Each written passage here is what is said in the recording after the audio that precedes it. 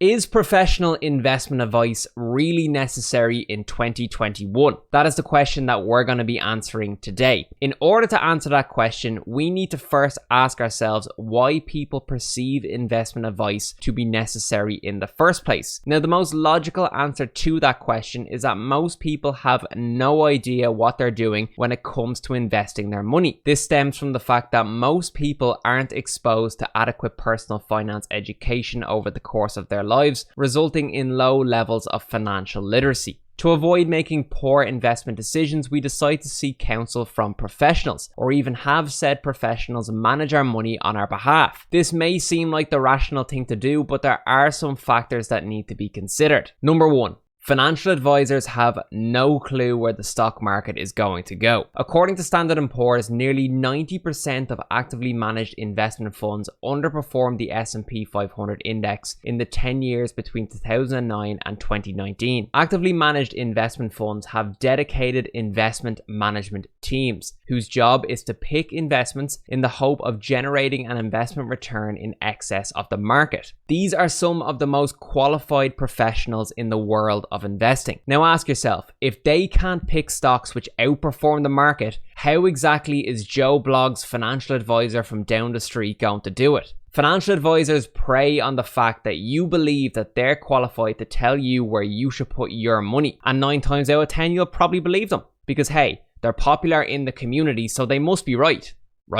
Number 2, financial advisors are incentivized to sell product. You need to realize that most financial advisors have agency agreements with various investment providers. These agreements allow the advisor to recommend and sell the provider's investment products, such as investment funds, in return for a commission. Irish financial advisors will likely try and get you to invest in a fund which is provided by one of the major life companies, i.e. Irish Life, New Ireland, Zurich, and Aviva. They'll sell you these funds by saying that the investment management is next to none. It's low effort on your part in terms of tax administration, and they've been using the product for years and are just delighted with the results. Here's the issue. The value of any investment is a function of the price you pay for it, and for a lot of these funds provided by the life companies, that price is high. I've said in previous videos on the channel that you should always look at the total expense ratio of any fund that you're considering investing in. The life companies don't provide this metric because they're not required to. Instead, they provide the annual management charge, which is only a portion of the actual true cost to you as an investor of being invested in the fund.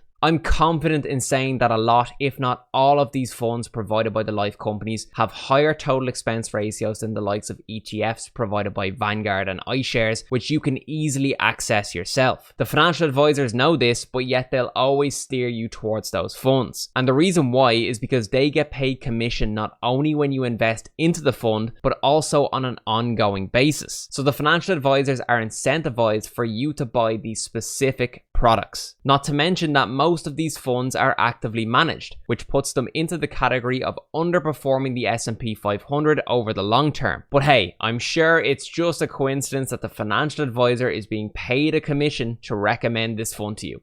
Don't worry about it. Number 3. Financial advisors have career risk. Career risk is the probability of a negative outcome in your career due to a particular action or inaction. The role of the investment advisor is to tell you what to do with your money. When they get it right, they're in the good books and everyone's happy. When they get it wrong, they're left with lots of unhappy clients. This can negatively impact on their ability to secure clients in the future, which will reduce both their consultation and commissions revenue. So by recommending a particular investment product, the investment advisor implicitly takes on the risk associated with that product in the form of career risk. This is a problem because it impairs the advisor's objectivity. Although you might personally be suited to riskier investment strategies, the advisor may not want to expose themselves to the risk of being wrong, and so they could choose a lower risk play, even though by doing so they're placing their own interests ahead of your own. So in consideration of those 3 points, is professional investment advice really necessary in 2021?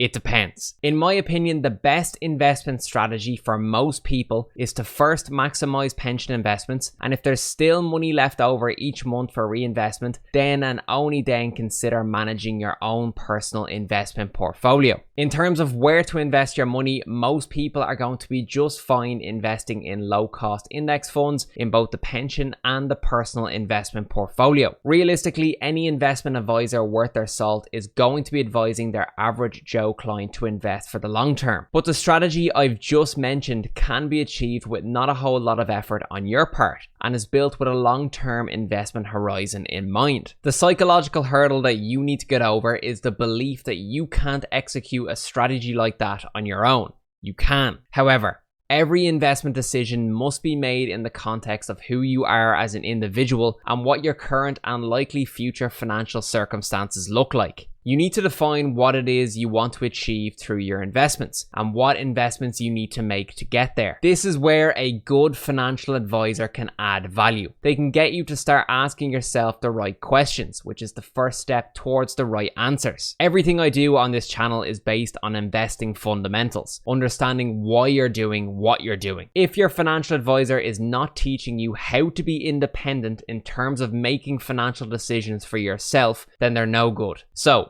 I would say that professional investment advice can be a good idea when you're looking to learn more about who you are as an investor in the context of your own personal circumstances. Personal finance isn't one size fits all, so you need to ask yourself the right questions, the answers to which will ultimately decide your investment strategy. For example, what lifestyle do I want to live in retirement? How much can I currently afford to set aside for reinvestment, etc., etc. This is where a good financial advisor can add value. So I really do hope you enjoyed the video here today. As always, if you did enjoy the video, please do let me know in the comment section below. Leave a like on the video, subscribe to the channel, and I'll see you in the next one.